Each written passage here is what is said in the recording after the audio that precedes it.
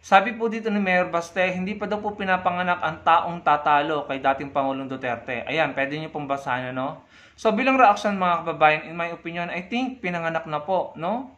Number 1 na dyan si Senator Trillanes, na talaga namang hindi siya tinatantanan. Kahit nung panahong hindi pa siya presidente noong 2016, no? Nung during election, naging presidente si dating Pangulong Duterte, hindi naman tumigil si Trillanes hanggang sa umalis sa pagka-presidente si dating Pangulong Duterte, hindi tumigil si Trillanes hanggang sa napakulong na si dating Pangulong Duterte. Si Trillanes po ang kumilos dyan, siyang umaksyon, no? So dun sa sinasabi ni Mayor Baste na hindi pa pinapanganak, I beg to disagree, no? Dahil si Trillanes ang reason kung bakit nakulong si dating Pangulong Duterte. Talaga namang ang mamang iyan, si Trillanes, hindi titigil hanggat hindi niya napapatunayan ang mga nakita niyang mali, no? Hanggat hindi niya napapanagot ang mga taong gumagawa ng kasalanan sa mga Pilipino. Si General Torre, I think pwede din natin i-consider yan na taong pinanganak na tumalo kay dating Pangulong Duterte dahil si General Torre po ang umaresto. Kay Kibuloy din. So I think si General Torre din ang aaresto kay Senator Bato de la Rosa at sa iba pa, no? So parang ang reaksyon ng mga netizen dito parang medyo, siguro hindi na medyo parang may kayabangan na yung naging statement ni Mayor Baste. Sinasabi niya hindi pa pinapanganak yung taong tatalo kay dating Pangulong Duterte, but in reality meron na pinanganak na Maliban na lamang siguro kung yung tinutukoy niya dito ay yung taong tatalo kay dating Pangulong Duterte sa pagka-mayor sa Davao City, no? So kasi ito statement lang naman yan, na post ng SMNI, hindi natin narinig yung buong audio, no? Pero kung yung sa sinasabing hindi pa pinapanganak yung taong tatalo kay Pangulong Duterte sa kahit anong aspeto, I think meron si General Torre at si Senator Trillanes na sana manalong mayor ng Caloocan, no?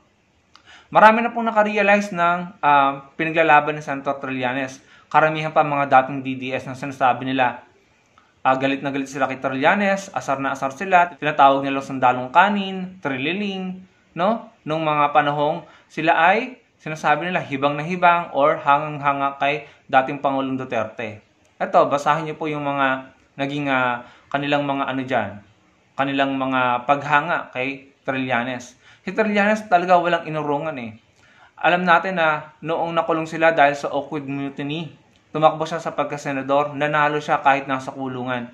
Dahil humanga tayo sa kanila, na lumaban sila sa korupsyon sa AFP at may mga naipakulong doon, no? Nahanda silang magbuwis ng buhay para lamang matuldukan na ang korupsyon sa AFP noon.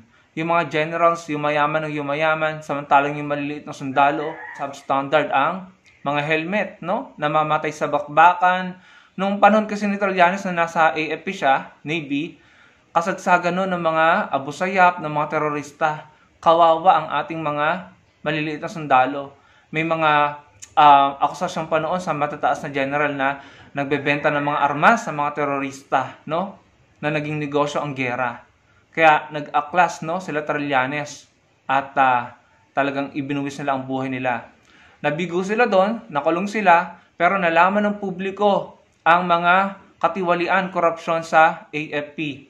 At tinugunan na solusyonan. Kaya nung tumakbo siya sa pagkasenador kahit nakulong, dahil humanga sa kanya mga tao, nanalo siya. At gumawa siya ng sandamakmak na mga batas. Mga batas na napapakinabangan ng mga sundalo, ng mga pulis, ng mga guro, ng mga senior citizen, ng mga ordinaryong Pilipino. Basahin niyo po mga kababayan. Siya po ang pinaka-productive na senador sa history po ng Senado sa Pilipinas, if I'm not mistaken. Pwede niyo pong i-google yan. May pinakamaraming kontribusyon sa Senado. Kaso, sinira po ng fake news si Senator Trillanes. Sinira ng mga propaganda, black propaganda ng mga troll, ng mga DDS at ng mga vlogger nila.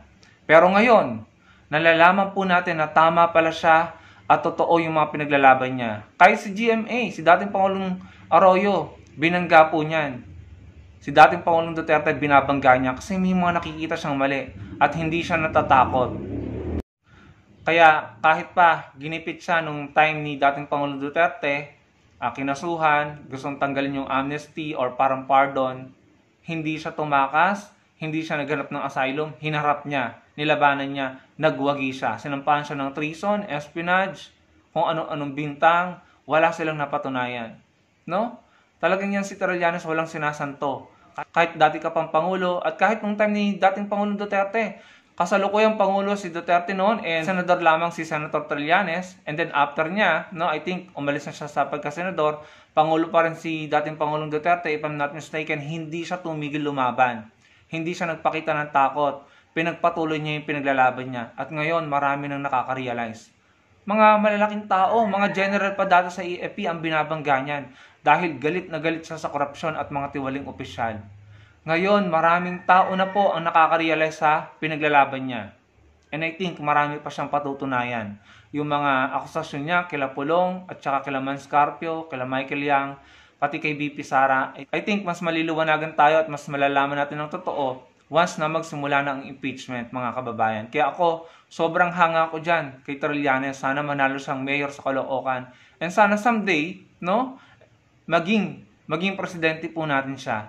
Dahil si Trillanes po, yan yung tamang stricto, disiplinado, at sabihin na nating palaban, matapang na nasa lugar. Hindi yung matapang, hambog, mayabang, ang daming pinapatumba, pero wala namang napatunayan, hindi naman nasolusyonan ang mga problema. Ang traffic, 3 to 6 months, hindi naman natanggal.